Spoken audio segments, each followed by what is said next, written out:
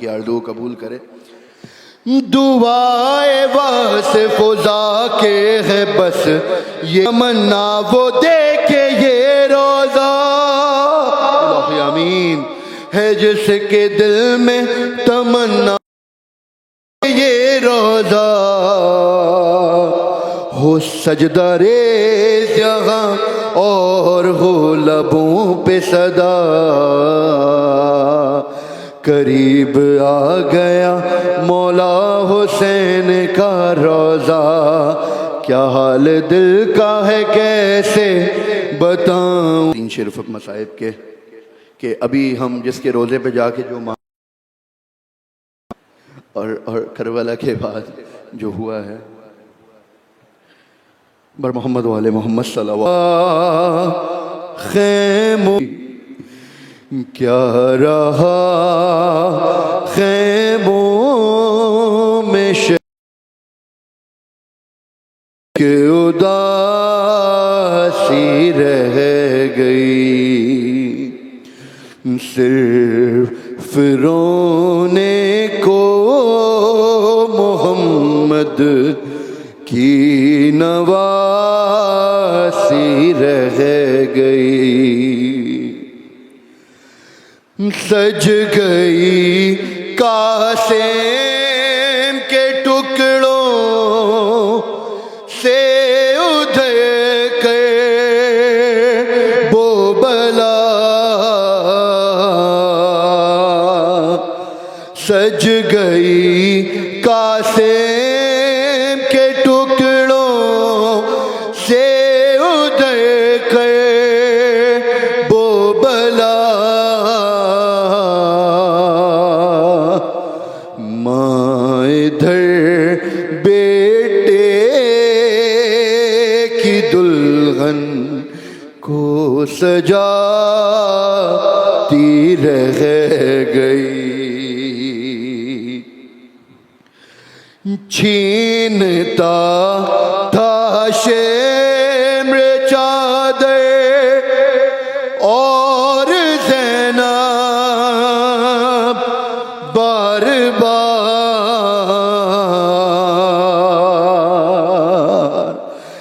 چھینتا تھا شمر چادر اور زینب بار بار، اپنی چادر کے محافظ کو بلاتی رہ گئی، ہر تماچے پر سکینہ منہ پہ رکھ کر ننھے ہاتھ، ہر تماچے پر سکینہ منہ پہ رکھ کر ننھے ہاتھ،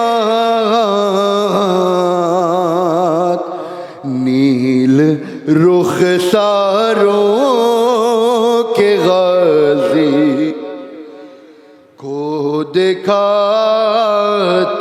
رہ گئی، کیا رہا خیموں میں شہ کے ایک اداسی رہ گئی۔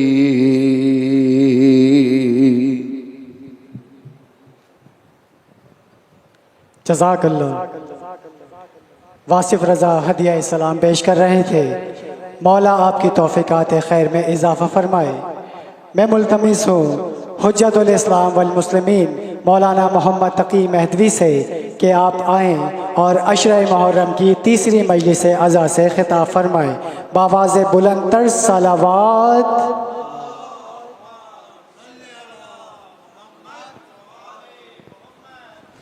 نعرہ تکبیر، سب مل کے نعرہ تکبیر، नारे रिसालत, नारे रिसालत, नारे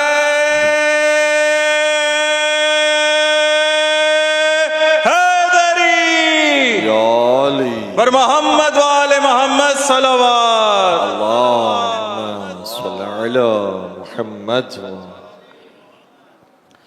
अऊज़ु बिल्लाहि मिनश शैतानिर रजीम। बिस्मिल्लाहिर रहमानिर रहीम।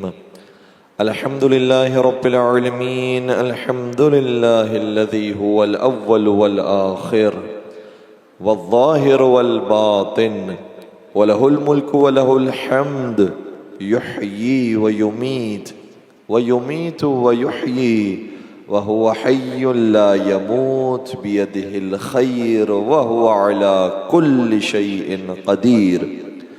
वस्सलातु वस्सलामु अलन नबिय्यिल उम्मिय्यिल क़रशी अल अब्दिल मुअय्यद वर रसूलिल मुसद्दद अल मुस्तफ़ल अमजद अल महमूदिल अहमद हबीब इलाहिल आलमीन सय्यदना व मौलाना अबिल क़ासिम मुहम्मद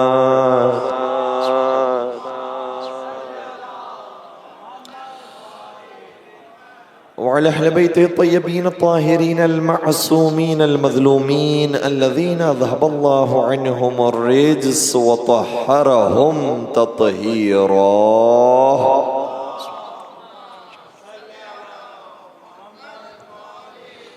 ولعنة الله على أعدائهم أجمعين. أما بعد فقد قال الله تبارك وتعالى في محكم كتابه المجيد وفرقانه الحميد.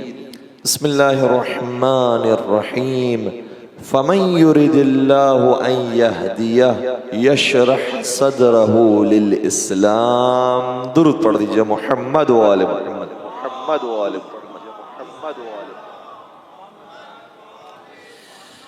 عزیزان گرامی قدر، جاذبیت کے عنوان پر ہماری گفتگو جاری و ساری ہے، اور آج تیسری گفتگو ہے کہ اسلام میں اتنی جاذبیت ہے کہ اگر صحیح طریقے سے اس کے پیغام کو پہنچایا جائے تو بہت جلدی انسان متوجہ ہو جاتا ہے کہ کہاں حق ہے اور کہاں باطل ہے. یہ اور بات ہے کہ شیطان کی وسوسوں کی وجہ سے، خواہشات نفسانی کی وجہ سے انسان جاننے کے باوجود بھی صحیح راستے کی طرف نہ آئے، ورنہ بہت جلدی پہچان جاتا ہے کہ کہاں حق ہے اور کہاں باطل ہے. اگر ہم واقعہ کربلا کی بات کریں تو واقعہ کربلا کے اندر بہت سے ایسے تھے جن کو باقاعدہ امام حسین نے بلایا اپنی جانب، اور وہ آ بھی گئے، لیکن بہت سے ایسے تھے کہ جو امام حسین کی بلانے کے باوجود بھی نہیں آئے.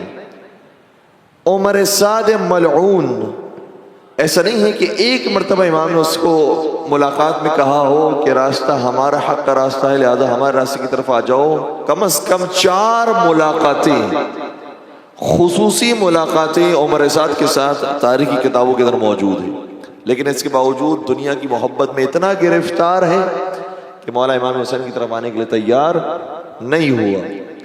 اور عمر سعد ایسا نہیں ہے کہ ایک بڑا پرانا کوئی ظالم اور جابر آدمی ہے کہ جو پہلے ہی سے ظلم کرنے والا ہے، پہلے سے بچوں کو قتل کرنے والا ہے لہذا اس کو لا کے بٹھا دیا گیا. نہیں عزیزو، یہ سعد ابن ابی وقاص صحابی رسول کا بیٹا، صحابی رسول کا بیٹا. اسی لیے تو آج ہم کہتے ہیں کہ کربلا کے میدان میں 2 اسلام نظر آتے ہیں. کچھ اصحاب کے نام پر منافقین کا اسلام ہے اور ایک اہل بیت رسول کا اسلام. کسی نے کیا خوب کہا کہ حق تو یہ ہے حق کے زہرا نہ چھپایا جائے، ایسا قانون زمانے میں بنایا جائے جس کی تعظیم کو اٹھتے تھے رسول عربی، اس کا کردار نصابوں میں پڑھایا جائے.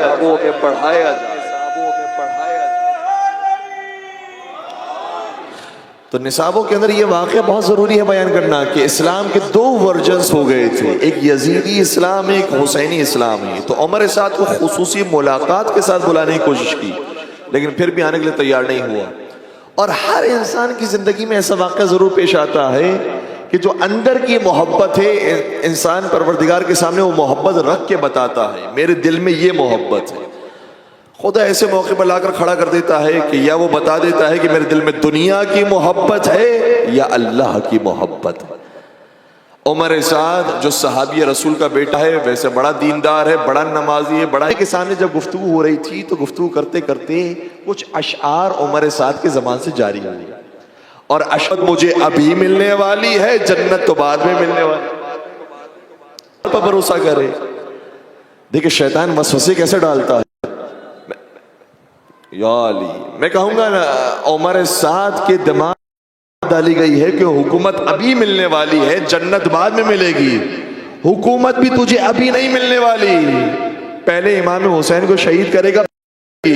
جس کو تو نقد سمجھ رہا ہے وہ بھی حقیقت میں نقد نہیں ہے، لیکن شیطان کے وسوسے ہیں۔ یقولون ان اللہ خالق جنت و نار متعذب وغل یدین، یہ تو لوگوں نے یقولون ان اللہ خالق جنت و نار متعذب وغل یدین، یہ تو لوگوں نے مشہور کر دیا ہے کہ کوئی جنت بھی ہے، کوئی جہنم بھی ہے، کوئی قیامت۔ تو عمر سعد یہ تینوں چیزیں کہنے کے بعد جب اپنے بھانجے کے سامنے سے اٹھا ہے، آواز غیبی آئی، توجہ رکھیے گا، ہو سکے تو یہ سمجھ رہا ہے کہ تجھے دنیا بھی مل جائے گی، آخرت بھی مل جائے گی، ہم تجھے بتا رہے ہیں نہ تجھے دنیا ملے گی نہ آخرت ملے گی۔ اور تاریخ اسلام کے اندر اس کا واقعہ موجود ہے کہ عمر سعد نے جس مقصد کے لیے کام کیا تھا، نہ رے کی حکومت اسے نصیب ہوئی اور نہ ہی اسے جنت حسین نصیب ہوئی۔ مل کے درود پڑھ دیجئے محمد و آلہ۔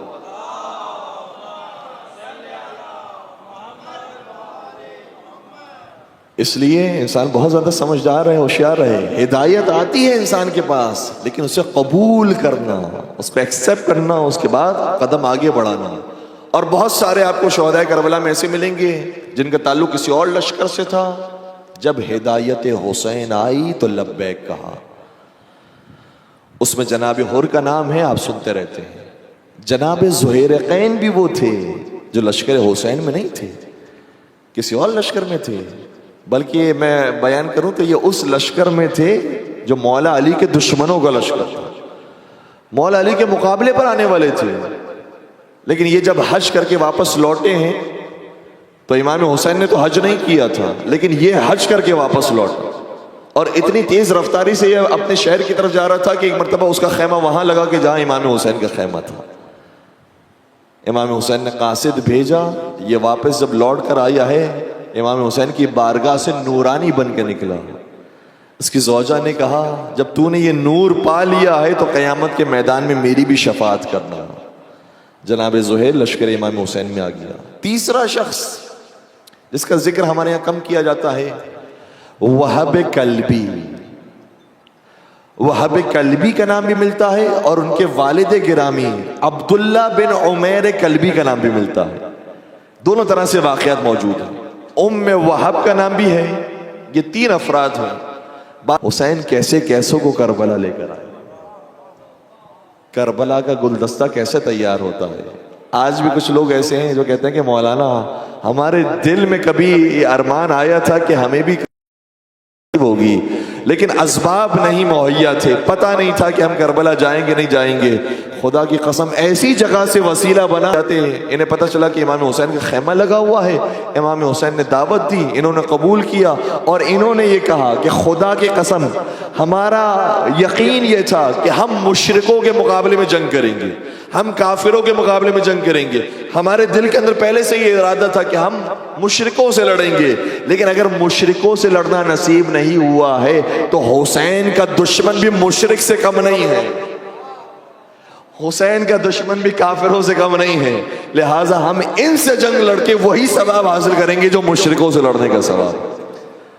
دونوں موجود تھے، شہدائے کربلا میں موجود تھی، اور کمال ہو گیا 72 شہدائے کربلا میں اگر کسی خاتون کا نام ملتا ہے تو صرف ایک خاتون جناب ام وہب، صرف ایک خاتون ہے جناب ام وہب، اور ان کا ذکر ہونا چاہیے بطور خاص خواتین کی محفلوں کے اندر۔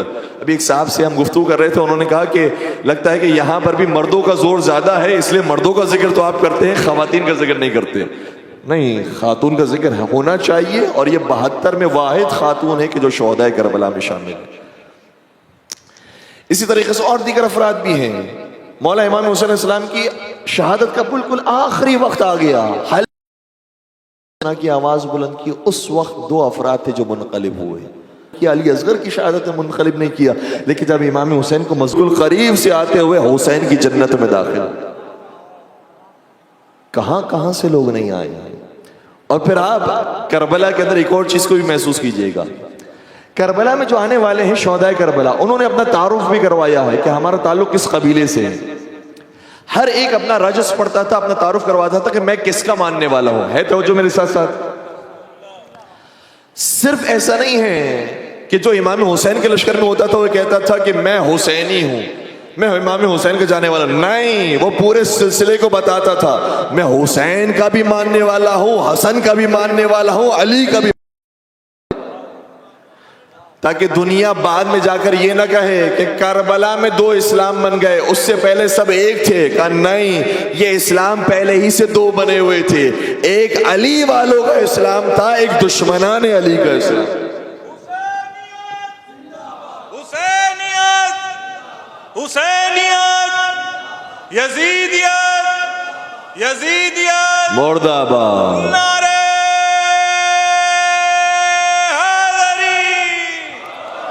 باقاعدہ شہدائے کربلا نے اپنا تعارف کروایا ہے، رجس پیش کیا ہے۔ نافع بن ہلال جملی میدان کربلا میں آیا، اپنا تعارف کروایا، میں کون ہوں؟ فرمانے لگے انا الجملی وانا علی دین علی، میں جملی ہوں اور میں علی کے دین پر ہوں، مجھے کہنے دیجئے آپ تو امام حسین کے ساتھ ہیں، یہ کہنا چاہیے میں حسینی ہوں۔ کہا نہیں، حسینی وہی ہوتا ہے جو پہلے علی والا ہو، میں علی والا پہلے ہوں۔ اور جب انہوں نے کہا کہ میں علی والا ہوں، سامنے سے آواز آئی، ہم کون ہیں؟ جو مقابلے پر آیا تھا اسے کہا کہ وَأَنَا عَلَى دِينِ فُلَان، لفظ بھی موجود ہے لیکن میں نے لفظ کے بجائے اس کا ہم وزن کہہ دیا، اب آپ خود ڈھونڈیے گا فلاں کون تھا۔ کہا کہ انا علی دین فلان، جب انہوں نے کہا علی دین فلان، انہوں نے فوراً سے جواب دیا بل انت علی دین شیطان، تو یہ نہ کہے کہ تو فلاں کے دین پر ہے، حقیقت میں تو شیطان کے دین پر ہے۔ اور ایک اور شخص آگے بڑھا، انس بن کا نام ہے، شہید کربلا میں ان کا نام بھی شامل ہے، مالک بن انس کاہلی کھڑے ہوئے اور انہوں نے بھی شیطان، جو اولاد علی ہیں وہ اللہ کے شیعہ اور اللہ کے ماننے والے ہیں، اور جو حرب کی اولاد ہیں وہ شیطان کے شیعہ اور شیطان کے ماننے والے۔ اب یہ حرب کون ہے یہ بھی تلاش کی، زیادہ ہوم ورک ہو گئے ہیں، لیکن دیکھیے گا کہ حرب کس کو کہتے ہیں؟ حسن سے چلی ہے، اس سے پہلے علی سے چلی ہے، اس سے پہلے نبی سے چلی ہے، اس سے پہلے عیسیٰ سے چلی ہے، اس سے پہلے موسیٰ سے چلی ہے، اس سے پہلے ابراہیم سے چلی ہے، اس سے پہلے نوح سے چلی ہے، اس سے پہلے آدم سے چلی ہے۔ اسی لیے جب ہم کربلا جاتے ہیں تو صرف یہ نہیں کہتے السلام علیک یا ابا عبداللہ، ہم کہتے السلام علیک یا وارث آدم صفوت اللہ، السلام علیک یا وارث نوح نبی اللہ، السلام علیک یا وارث ابراہیم خلیل اللہ، السلام علیک یا وارث موسیٰ کلیم اللہ، السلام علیک یا وارث عیسیٰ روح اللہ، السلام علیک یا وارث محمد الرسول اللہ۔ ہم بتاتے ہیں حسین صرف تنہا کربلا میں نہیں آئے، حسین 1,24,000 انبیاء کی نمائندگی میں کربلا میں۔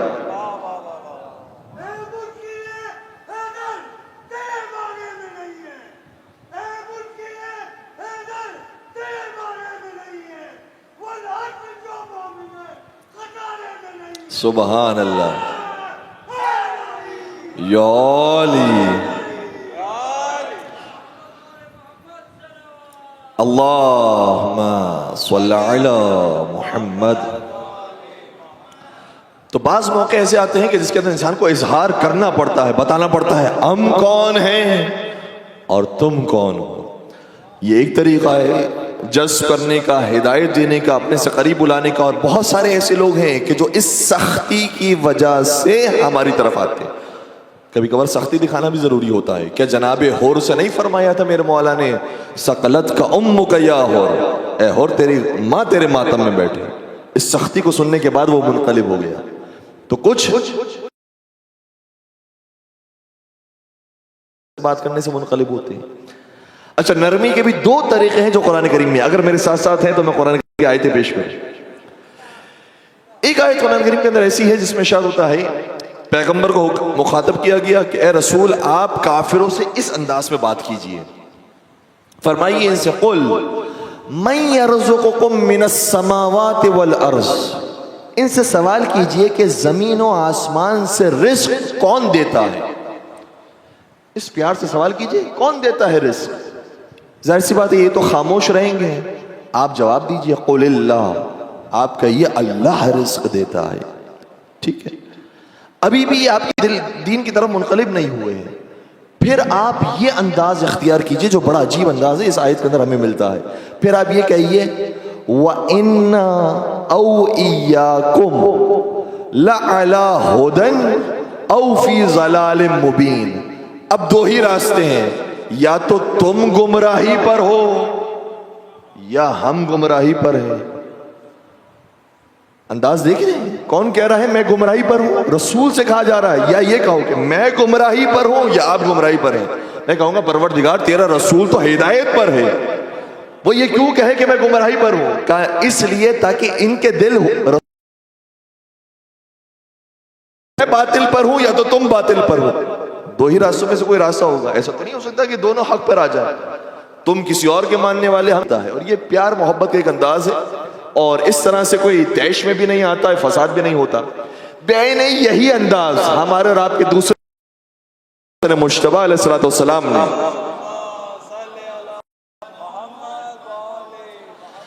حاکم شام، اہل سنت علماء نے بھی اس روایت کو لکھا ہے اور وہ حیران ہو گئے کہ کیا انداز امام حسن نے اختیار کیا۔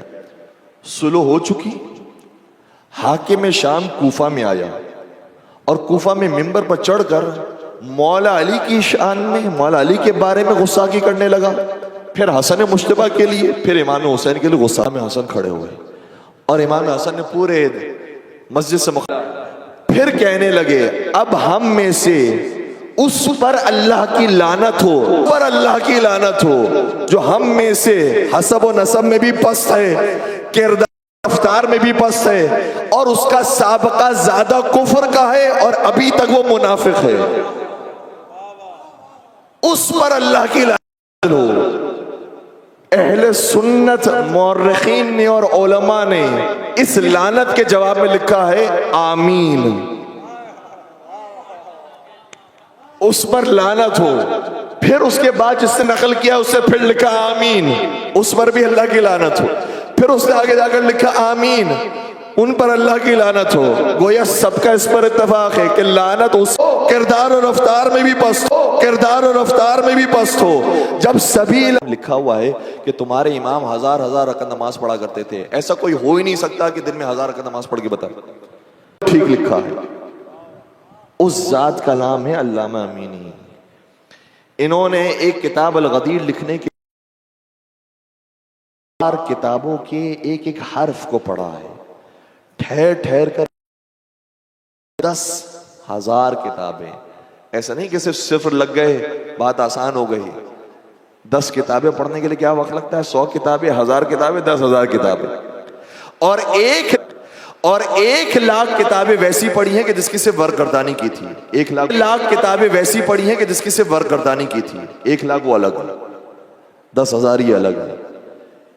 ایک کتاب لکھنے کے لیے شہر بہ شہر سفر کیا ہے انہوں نے، اور لائبریرین کہتا ہے کہ جب میں رات میں تالا لگا کے چلا گیا ویسے ہی کتاب پڑھ رہے تھے، اتنا کتاب کا مطالعہ کیا ہے اس بندے خدا نے۔ علامہ امینی اتنے پائے کہ عالم دین ایک مرتبہ کسی عرب ملک کے اندر داخل ہوئے، وہ عربی پہچان گیا کہ کتنے ایک اور شخص بھی ان کے پاس آیا تھا، کہا تھا اے علامہ اگر تم ہم ہوتے اور ہمارے کسی بزرگ کے بارے میں کتاب لکھی ہوتی پھر ہم تمہیں کیسے محلات دیتے، کیسی کوٹھیاں دیتے، کیسی سواریاں دیتے، کیسا جاؤ حشم تمہارا ہو۔ اس وقت علامہ امینی کہتے ہیں کہ میرے دل میں خیال آیا کہ واقعی میں نے اتنی محنت اور اتنی زحمت اٹھائی ہے، اگر میں کسی بھی قوم والے کے لیے ایسی قیمت ویسی کسی کی نہیں۔ اسی لیے علامہ امینی جو جا کر دعا مانگتے تھے عجیب انداز میں مولا کی طرف سے جواب آتا تھا۔ بڑی عجیب شخصیت علامہ امینی کی۔ اس عربی نے دعوت امین نے کہا کہ بھائی دعوت ہی رکھی ہے یا وہاں پر جا کر مناظرہ کرنا ہے؟ کہنے نہیں کوئی مناظرہ پینے کی دعوت ہے، آپ صرف کھانا کھائیں گے، ہمیں خوشی محسوس ہوگی آپ کو کھانا کھلا کر۔ کہنے لگے کہ وہ جو دوست ہیں وہ آ کر پھر بحث کریں، کہا وہ ہوں گے تو علماء تاکہ ایک اچھی محفل بن جائے۔ کہ یہی تو مسئلہ ہے، تو پھر میں خاموش نہیں رہوں گا، پھر میں کھول کے بیان کروں گا. کہ نہیں، ہم ان سے کہہ دیں گے کہ وہ خاموش رہیں، کوئی سوال نہ کریں، آپ صرف کھائیے گا، وہ بھی کھائیں گے، بس چلے جائیں گے. یہ پہنچے اس دن جہاں دعوت رکھی گئی تھی، کیا دیکھا ماشاءاللہ سے 70 علماء کو اور بلایا ہوا ہے. انہوں نے کہا بھائی میں نے کہا تھا کھانے کے لیے بلا رہے ہو یا مناظرے کے بلا رہے ہو؟ کہ نہیں، ان کو بتا دیا ہے مناظرہ کچھ نہیں ہونے والا، صرف کھائیں گے پیئیں گے اور چلے جائیں گے. ٹھیک ہے، کھانا کھایا سب نے. جب کھانا کھا لیا تو ایک صاحب کھڑے اور کہنے لگے کہ ماشاءاللہ سے اتنے بڑے بڑے علماء یہاں پر موجود ہیں، تو کیا ہی بہتر ہے کہ اس دسترخوان کو ذرا بابرکت بنایا جائے ایک ایک حدیث رسول کے ذریعے. انہوں نے کہا دیکھو میں نے کہا تھا مسئلہ کہیں نہ کہیں کھڑا ہوگا. انہوں نے کہا کہ نہیں، ہم جو ہے ساری متفقون علیہ روایتیں بیان کریں گے، جس میں کسی کو کوئی اختلاف نہ ہو وہ روایتیں بیان کریں گے. کہا چلیں ٹھیک ہے. اب ایک نے حدیث رسول سنانا شروع کی جس پر سارے مسالک کا اتفاق تھا. جب بات علامہ امینی پر آئی، انہوں نے کہا میں بھی متفقون علیہ روایت سنا رہا ہوں. رسول اکرم نے کیا یہ نہیں فرمایا تھا؟ توجہ، کیا رسول اکرم نے یہ نہیں فرمایا تھا کہ من مات ولم یعرف امام زمانہ مات میتۃ جاہلیہ؟ جو شخص مر گیا اور اپنے زمانے کے امام کی معرفت کے بغیر مرا، وہ جاہلیت کی موت مرا. سارے متفق ہو کہنے لگے کہ جی ہماری کتاب میں موجود روایت. اچھا، انہوں نے یہ نہیں کہا کہ پھر تمہارا امام زمانہ کون ہے؟ نہیں، انہوں نے کوئی اور دوسرا حملہ کیا. امام زمانہ کا اگر سوال کیا جائے گا تو نوکروں سے سوال ہوگا. ہم بزرگوں کی جیبیں خالی کر رہے ہیں، ہم بزرگوں کے بارے میں سوال کرتے ہیں.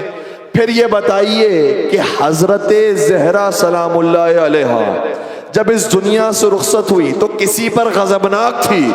بتائیں اب ان کا امام کون تھا؟ ان کا امام کون ہے؟ اگر کہیں گے کہ وہی امام تھا تو ان سے تو غضبناک تھی. اور یہ ہماری کتابیں نہیں، آپ کی صحیح ترین کتابوں کے اندر موجود ہے کہ غضبت فاطمہ حتی توفیت، بی بی ان سے غضبناک رہی یہاں تک کہ دنیا سے رخصت ہو گئی. اس کا مطلب وہ اپنے امام سے تو غضبناک تھی، ان کو امام ہی نہیں مانتی تھی. پھر بتاؤ سیدہ کا امام کون ہے؟ اور اگر یہ کہتے ہو کہ سیدہ کا کوئی امام ہی نہیں تھا تو پھر روایت رسول یہ کہتی ہے کہ کوئی امام ہونا ضروری ہے جس کی معرفت کے ساتھ اس دنیا سے جاؤ. امام کا ہونا بھی ضروری ہے. بتاؤ سیدہ کا امام. چلے گئے تو میزبان ان کے پاس آئے اور کہا کہ آپ نے بالکل ٹھیک کہا ہے.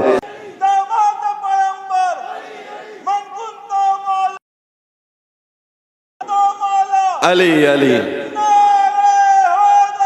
یا علی یا علی یا علی مدد حق حیدر. تو ایک طریقہ یہ ہوتا ہے کہ آدمی دو راستوں میں لا کر کھڑا کر دے، یا تو یہ ہے یا تو یہ ہے. اگر یہ کہو گے تب بھی ہمارا عقیدہ صحیح ہے، اگر وہ کہو گے تب بھی ہمارا عقیدہ صحیح ہے. یا تو یہ کہو گے کہ جناب سیدہ دنیا سے رخصت ہوئی، وہ کوئی امام نہیں مانتی تھی، تو پھر یہ جاہلیت کی موت انسان مر جاتا ہے. یہ بی بی تو خاتون جنت ہے، یہ تو آپ کی کتاب میں موجود ہے. سیدۃ نساء اہل الجنہ، تمام جنتی عورتوں کی سردار ہے فاطمہ. کیسے ہو سکتا ہے جاہلیت کی موت مر جائے؟ یہ تو ممکن ہی نہیں ہے. یعنی کوئی تو امام تھا، اب وہ امام تلاش کرو. اور جیسا طریقہ قرآن نے بیان کیا ہے، جیسا انبیاء نے بیان کیا ہے، جیسے ائمہ نے بیان کیا ہے، جیسا علماء نے بیان کیا ہے، کبھی کبھار اسی طرح پر بھی لوگوں نے اپلائی کیا ہے. بہت چالاک آدمی ہے، یعنی جتنے بھی اس زمانے کے چالاک اور ہوشیار ترین افراد ہیں ان سب کا سردار ہے. اہل سنت نہ ہوتے تو کوئی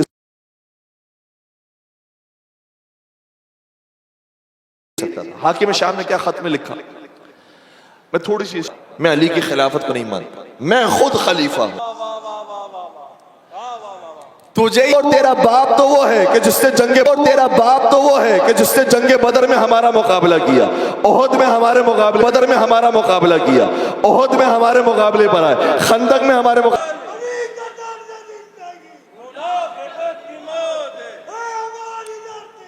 کربلا کربلا. کچھ لوگوں کو ملانا، تیسرا راستہ یہ ہے کہ اپنے ساتھ دوسروں کو ملانا اور ملا کر پھر اپنی بات بیان کرتے ہیں.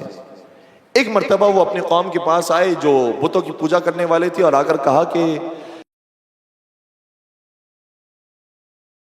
کہ یہ ستارہ خدا ہوگا،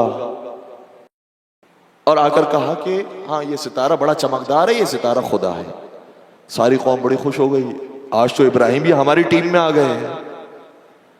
لیکن جب صبح کا وقت آنے لگا، ابراہیم نے ساری قوم کو جمع کیا، کہا وہ ستارہ جو اتنا چمکدار تھا اس کی چمک ختم ہو گئی، اب وہ ڈوب گیا، ختم ہو گیا، میں اس کو خدا نہیں مان سکتا جو ختم ہو جائے۔ اب لوگ پریشان ہیں، یہ آئے تھے اور چلے گئے فوراً ہی۔ پھر رات آئی، اب چاند کی پہلی رات تھی، چاند نمودار ہوا۔ ابراہیم نے پھر قوم کو آ کر کہا کہ لگتا ہے یہ خدا ہے، یہ تھوڑا سا بڑا ہے، لہٰذا یہ خدا ہوگا۔ پھر قوم خوش ہو گئی، یہ ہماری طرح ہی ہے۔ اور جب دن کا وقت آیا، وہ چاند بھی غروب ہو گیا، کہا جو غروب ہو جائے ہم اسے خدا نہیں مانتے۔ پھر جب دن کا وقت آیا تو کہنے لگے کہ یہ جو سورج ہے یہ بڑا چمکدار ہے، یہ بہت بڑا ہے، یہ جو بڑا ہوتا ہے وہ خدا ہوتا ہے۔ جب رات کا وقت آیا، سورج بھی ڈوب گیا، کہا جو ڈوب جائے وہ خدا نہیں ہوتا۔ ابراہیم علیہ السلام نے یہ تبلیغ کا طریقہ ہمیں سکھایا ہے، کبھی کبھار کسی کے ساتھ کچھ دیر رہنا پڑتا ہے اور رہ کر پھر اسے جواب دینا پڑتا ہے۔ یہی طریقہ 8ویں سرکار حضرت امام علی رضا علیہ السلام نے اختیار فرمایا۔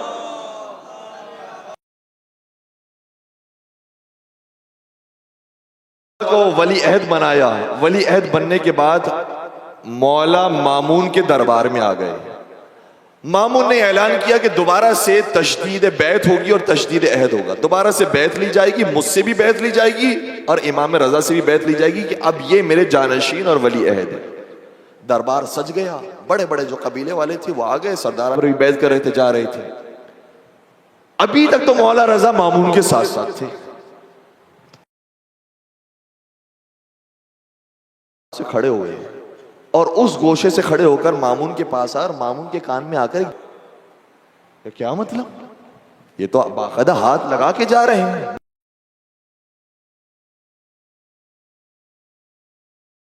جب بیعت کرنی ہوتی ہے تو یوں بیعت کرتے ہیں، جب بیعت توڑنی ہوتی ہے تو یوں بیعت کرتے ہیں کہ یہ جتنے بھی لوگ آئے ہیں تو اس سے یوں بیعت کر کے جا رہے ہیں، جہاں جہاں تک ہماری آواز پہنچ رہی ہے ان تک بھی بات منتقل کرتے ہیں۔ جب بیعت کرنی ہوتی ہے تو ہاتھ کی چھوٹی انگلی سے شروع کرتے ہیں، انگوٹھے پہ ختم کرتے ہیں۔ دوبارہ صف لگی، لوگوں نے آ کر بیعت کرنا شروع کیا۔ اب جب آ کر تھے تو ایک جملہ کہتے ہوئے گئے، کہنے لگے وہ بھلا خلافت کا حقدار کیسے ہو سکتا ہے جس کو یہی نہیں پتا کہ بیعت کی کیسے جاتی ہے، توڑی کیسے جاتی ہے۔ خلافت کا حقدار تو اسے ہونا چاہیے جسے بیعت کرنے کا طریقہ بھی پتا ہے، توڑنے کا طریقہ بھی پتا ہے۔ میں کہوں گا اس علی رضا کو کیسے نہ پتا ہو کہ جس کے پہلے علی کو بھی یہ معلوم تھا خلافت پر آیا کیسے جاتا ہے، بیعت لی کیسے جاتی ہے، بیعت توڑی کیسے جاتی ہے۔ جو آج تک یہ سمجھ رہے ہیں کہ علی سے بیعت ہم نے لے لی ہے، علی سے تم نے بیعت لی نہیں ہے، علی نے بیعت تمہاری توڑ دی ہے۔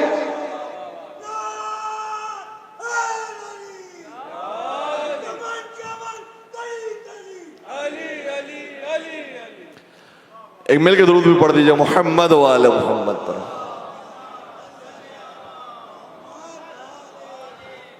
تو کبھی کبھار کچھ دیر تک اپنے ساتھ مخالفین کو رکھا جاتا ہے، پیار محبت کے ساتھ رکھا جاتا ہے، اس کے بعد پھر کچھ ایسی کی چیز دی جاتی ہے، بیان کی جاتی ہے کہ پھر حق واضح ہو جاتا ہے، لوگوں کو سمجھ میں آنے لگتا ہے۔ اور یہ امام رضا ہوں، ائمہ علیہ السلام ہوں، بہت ساری واقعات موجود ہیں۔ چھٹے سرکار حضرت امام جعفر صادق علیہ السلام کے زمانے میں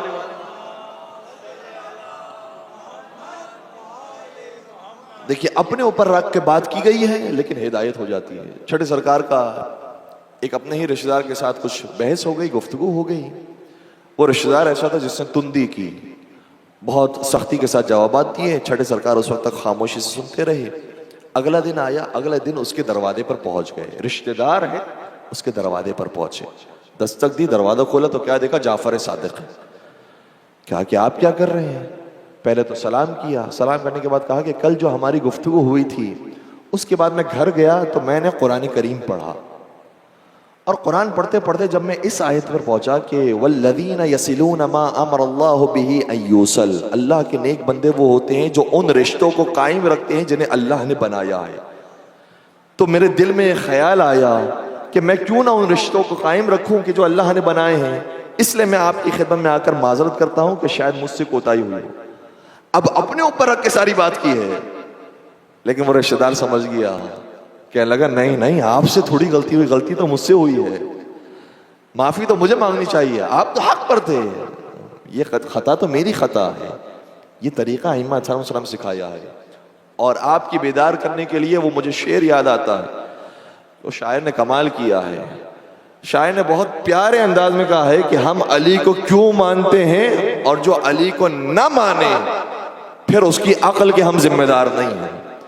کہتے ہیں کہ علی کی ذات کو سمجھے خدا یا مصطفیٰ سمجھے، یہ بھی حدیث ہے، علی کی ذات کو سمجھے خدا یا مصطفیٰ سمجھے، مگر ہے بات حیرت کی کہ بندے کیا سے کیا سمجھے، مگر ہے بات حیرت کی کہ بندے کیا سے کیا سمجھے۔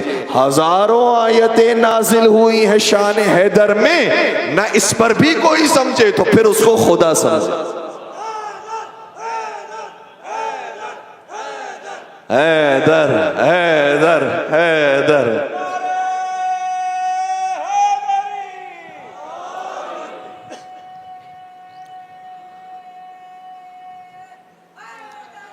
یولی تو بڑے پیار و محبت کے ساتھ اپنی بات آپ سمجھائیں، کچھ لان تان کرنے کی ضرورت نہیں ہے، کچھ برا بلا کہنے کی ضرورت نہیں ہے، اب دلیل اپنے سامنے رکھیں، بات ختم ہو جائے گی۔ بس عزیزو، میں نے آپ کو زحمت سماعت دی۔ آج کی تاریخ وہ ہے کہ جس میں ہماری کوشش یہ ہوگی کہ کچھ شہداء کربلا کا ذکر کیا جائے، جس امام بارگاہ میں موجود ہیں، اس کا نام ہی شہداء کربلا کا امام بارگاہ ہے۔ کل سے چونکہ جوانان بنی ہاشم کا ذکر ہونا شروع ہو جائے گا، تو یہ جو باقی شہداء کربلا ہیں جو غیر ہاشمی ہیں ان کا ذکر رہ جائے گا۔ آج میرے دل کی تمنا یہ ہے کہ کچھ ان کے نام بھی آپ کی خدمت میں بیان ہو جائے۔ یہ اتنے پکے تھے، اتنی محبت تھی انہیں، قربان ہو جائے ان کے اوپر۔ شب عاشور امام نے فرمایا یہ لشکر یزیدی میرے خون کا پیاسا ہے، انہیں تم سے کوئی سروکار نہیں، تم جانا چاہتے ہو چلے جاؤ، اگر میرا سر ان کو مل گیا یہ خوش ہو جائیں گے، تم چلے جاؤ۔ کوئی نہ گیا۔ ارباب منبر یہ کہتے ہیں کہ جو شمع جلی ہوئی تھی اس شمع کو بجھا دیا گیا۔ کیا اس روشنی میں تمہیں شاید شرم محسوس ہو رہی ہوگی، میرے چہرے کے سامنے کیسے اٹھ کے چلے جائیں، کوئی تکلف نہیں کرو، جانا چاہتے ہو چلے جاؤ۔ پھر بھی کوئی نہیں گیا۔ کسی نے کیا خوب کہا تھا کہ شب عاشور مشعلیں بجھا تو دی لیکن چراغ ذہن کی لو تیز کر گئے شبیر۔ دوبارہ سے شمع جلائی گئی۔ سوال کیا تم جاتے کیوں نہیں ہو، تمہارا ان سے کوئی سروکار نہیں ہے، تم جانا چاہتے مجھے چھوڑ کے چلے جاؤ۔ کسی نے جواب دیا آقا آپ کو کیسے چھوڑ کر جائیں، اگر آپ کو چھوڑ کر جائیں تو کوئی اور جگہ ایسی ہو جو اس سے بہتر ہو، کوئی مجھے بہتر جگہ بتا دیجیے، ہم وہاں چلے جاتے ہیں، آپ سے بہتر کوئی جگہ نہیں ہے، اس لیے آپ کو چھوڑ کر نہیں جا سکتے۔ کسی نے کہا کہ اے آقا حسین آپ کو شاید ہماری جانوں کا خطرہ ہے، خدا کی قسم اگر 70 مرتبہ ہمیں جانے دی جائے 70 کی 70 جانیں آپ کے قدموں میں نچھاور کریں گے۔ جناب زہیر خیر آگے بڑھے، کہنے لگے تو نے 70 کی بات کی ہے، میں کہتا ہوں 1000 مرتبہ بھی زندگی ملے، 1000 جانیں آپ پر قربان، یعنی بے شمار مرتبہ بھی اگر زندگیاں ملے ساری زندگی حسین پر قربان، ساری زندگی حسین پر قربان۔ بعض ارباب منبر یہ کہتے ہیں کہ شاید حبیب ابن مذاہب نے کوئی انداز مختلف اختیار کیا ہوگا اور انہوں نے کہا ہوگا اے حسین اگر مجھے کہتے ہو کہ میں چلے جاؤں تو میں جانے کے لیے تیار ہوں، لیکن اگر میں چلا گیا اور تیرے ساتھ کوئی واقعہ پیش آیا اور قیامت کے دن آپ کی والدہ نے مجھ سے سوال کر لیا حبیب تو نے بھی اپنے دوست کا ساتھ چھوڑ دیا، تو نے بھی اس دوستی کا پاس نہ رکھا، میں آپ کی والدہ کو کیا منہ دکھاؤں گا؟ آپ مجھے بتائیے میں آپ کی والدہ کو کیا جواب دوں گا؟ ہر ایک نے اپنی عقیدت کا اظہار کیا، یہاں تک کہ امام حسین نے، یہ معتبر روایات کے اندر پایا جاتا ہے، امام حسین نے کہا ماشاءاللہ مرحبا شاباش، اب اپنے اپنے مقام کو دیکھو، اور ہر شہید کربلا کو اس کا مقام دکھایا۔ اب جو مقامات دیکھے شہداء کربلا نے، اب تو ان کے شوق شہادت میں اضافہ ہو گیا. انہوں نے کہا مولا یہ موقع جلدی ہمیں ملے تاکہ ہم اس مقام تک پہنچے. اور جو غم تھا وہ خوشی میں تبدیل ہو گیا. بریر حمدانی کا بھی یہ واقعہ ملتا ہے کہ عبد الرحمن انصاری ایک صف میں کھڑے ہوئے تھے، ہتھیار کو تیار کر رہے تھے، اسلحے کو تیار کر رہے تھے. بریر حمدانی مزاح کرنے لگے. عبد الرحمن انصاری نے کہا تجھے معلوم ہے خانوادہ عصمت و طہارت پر کیسا وقت آ گیا اور تو مزاح کر رہا ہے؟ کہا میں مزاح کروں تو کیسے نہ کروں، میں نے تو اپنا مقام دیکھ لیا ہے جنت میں، میرا تو غم خوشی میں تبدیل ہو گیا ہے. ایسا یقین کامل ہو گیا تھا انہیں امام حسین پر کہ بس ایک رات کی مہلت ہے، اس کے بعد ہم سب جنت میں جا رہے ہیں، ہم سب جنت میں جا رہے ہیں. اب صبح عاشور آئی. ہر ایک پہل کرنا چاہتا ہے کہ میں جلدی جنت میں چلا جاؤں، میں جلدی امام حسین پر قربان ہو جاؤں. جناب مسلم ابن اوسجہ کے بارے میں ملتا ہے بعض کتابوں کے اندر سب سے پہلے شہید ہیں جناب مسلم ابن اوسجہ. ذرا تصور فرمائیے اگر کوئی جوان سب سے پہلا چلا جائے تو بات سمجھ میں آتی ہے. مسلم ابن اوسجہ کی عمر مبارک 90 برس کی، کیسے وہ جلدی سے گئے ہوں گے؟ بس عزادارو شہداء کربلا کا جذبہ ایسا تھا، یہ کچھ دیر کی زخم ہے، اس کے بعد جنت ہے. مسلم ابن اوسجہ سب سے جلدی پہنچے، بے ساکھیوں کا شاید سہارا لیا ہوگا، اس کے بعد تلوار چلائی. کچھ تلوار چلانے میں بعض ظالموں کو واصل جہنم بھی کیا، لیکن کب تک لڑتے ہیں؟ کچھ تیر لگے زمین کربلا پر گرے، جیسے زمین پر آئے آقا ابا عبداللہ اس کے لاشے پر پہنچے. جب لاشے پر پہنچے تو ساتھ ساتھ حبیب ابن مظاہر بھی تھے، کیونکہ یہ دونوں دوست تھے. مولا امام حسین نے مسلم کا لاشا اٹھایا، مسلم نے کچھ جملے کہے. حبیب نے کہا اے مسلم تم جا رہے ہو، اگر میں بھی تمہارے پیچھے پیچھے نہ آنے والا ہوتا تو میں تم سے سوال کرتا کہ کوئی وصیت ہو تو کرتے جاؤ، لیکن اب وقت نہیں ہے کہ وصیت پر عمل کیا جائے، اس لیے میں وصیت کا سوال تم سے نہیں کروں گا. مسلم نے اس وقت بھی اپنے ناتواں ہاتھ کو اٹھایا اور اٹھانے کے بعد حبیب سے کہا میں وصیت کرتا ہوں تو اس حسین کی وصیت کرتا ہوں. حبیب سمجھ گئے. حبیب نے جواب میں کہا ہاں مسلم اس وصیت پر میں عمل کروں گا، جب تک زندہ رہوں گا حسین کا ساتھ نہیں چھوڑوں گا. کچھ ہی دیر کے بعد حبیب کی باری آئی. حبیب بھی مقتل کی طرف گئے، وہ بھی قربان ہو گئے. زہیرین بھی قربان ہو گئے. جب شہداء کربلا قربان ہونے لگے، وقت آگے بڑھنے لگا، زوال آفتاب کا وقت آ گیا.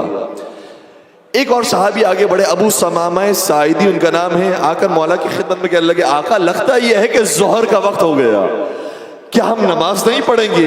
مولا نے وقت دیکھا، کہا کہ ماشاءاللہ جعلک اللہ من المصلین، خدا تیرا شمار بھی نماز گزاروں میں فرمائے. ان سے بھی جا کر کہہ دو، یہ بھی تو اپنے آپ کو مسلمان کہتے ہیں، یہ بھی نماز کے لیے کھڑے ہو جائیں. یہ اصحاب گئے، ان سے کہا کہ تھوڑی دیر کے لیے جنگ روک دو، نماز کا وقت ہو گیا، نماز پڑھ لیتے ہیں. کوئی ایسا نہ تھا جو نماز کے لیے کھڑا ہو. یزیدیوں میں سے کسی نے بھی نماز نہیں پڑھی. میں اپنے نوجوانوں سے جملہ کہنا چاہتا ہوں، نماز وہ پڑھتے ہیں جو لشکر حسین میں ہو، نمازی وہ ہوتا ہے جو حسینی ہوتا ہے. ان میں سے کسی نے بھی نماز نہیں پڑھی، بلکہ دیکھنے لگے جب حسین نماز کے لیے کھڑے ہوں گے تو ہمیں موقع مل جائے گا حسین کو مارنے کا. امام حسین نماز کے لیے کھڑے ہوئے. ایک اور صحابی کو نام لیا، سعید ابن عبداللہ ان کا نام ہے، کہا آگے آ کر کھڑے ہو جاؤ. سارے پیچھے کھڑے ہیں، سعید ابن عبداللہ آگے کھڑے.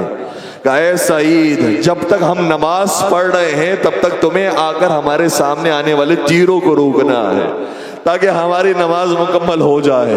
سعید ابن عبداللہ بھی بوڑھے سپاہی ہے. میں یہ سوال کرنا چاہتا ہوں، اے سعید تم نے اپنی ساری زندگیوں میں کتنی نمازیں پڑھی ہوں گی، اور تمہارا کیا دل نہیں چاہتا ہوگا کہ زندگی کی آخری نماز حسین کے پیچھے ادا ہو جائے؟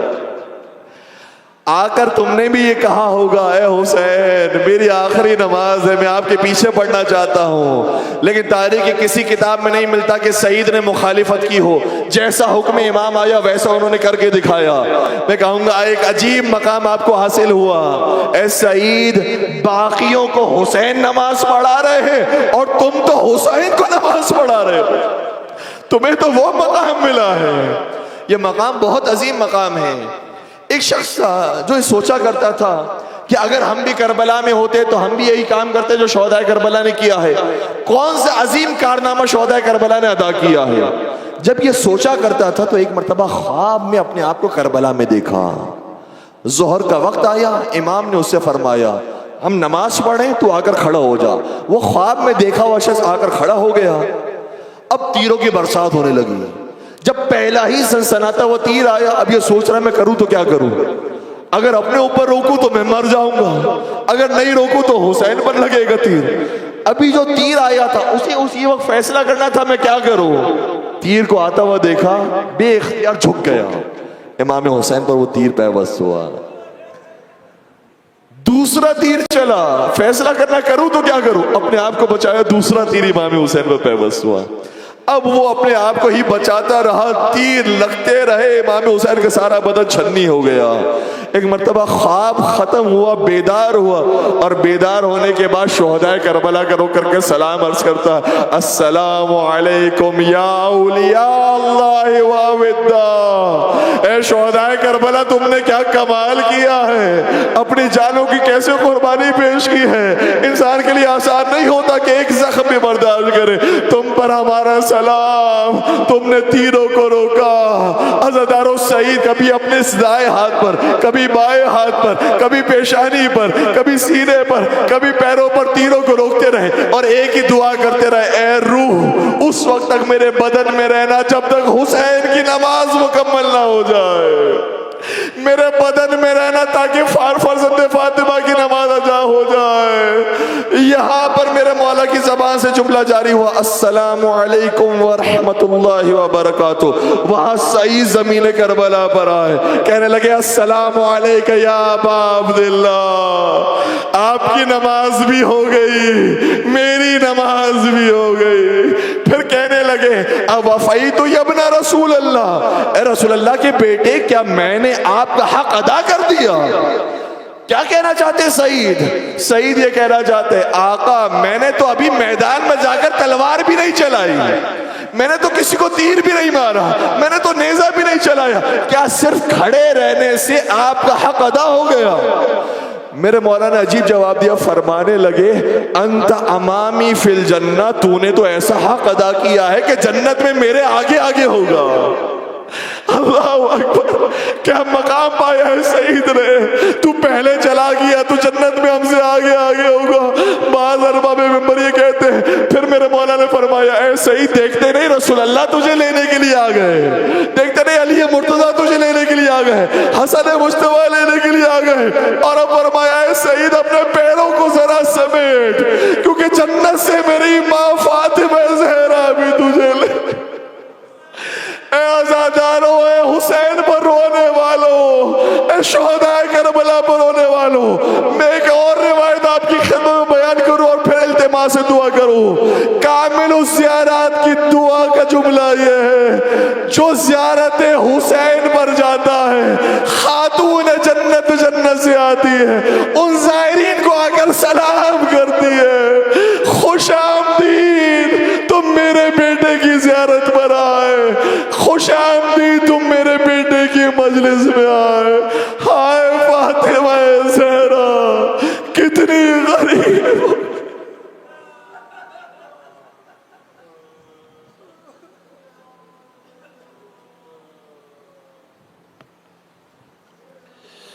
الا ولعنت اللہ علی القوم الظالمین وسيعلم الذین ظلموا ای منقلب ینقلبون. پالنے والے ہمارے اس خلیل سے توسل کو اپنی بارگاہ میں قبول فرما.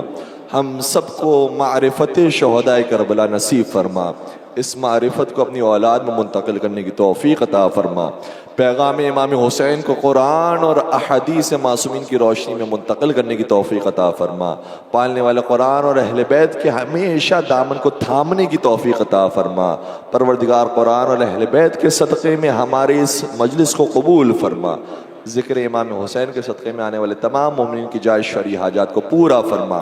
مریضوں کو شفائے کامل اور عاجلہ عطا فرما. جو حج و زیارات کی متمنی ہے پروردگار ان کو 4 معصومین کی زیارتیں نصیب فرما. پالنے والے کوئی غم نہ دینا سوائے غم امام حسین علیہ السلام کی. پروردگار مجالس امام حسین کو بھرپور انداز میں منعقد کرنے کی توفیق عطا فرما. تمام عزاداریوں کی حفاظت فرما, اس عزا خانے کی حفاظت فرما, تمام مساجد اور امام بارگاہوں کی حفاظت فرما. اور ان تمام عزاداری کے حقیقی وارث حضرت حجت ابن الحسن کے ظہور میں تعجیل فرما، ہمیں ان کے اعوان و انصار عاشقین و محبین میں شمار فرما۔ ربنا تقبل منا انک انت السمیع العلیم وتب علینا انک انت التواب الرحیم برحمتک یا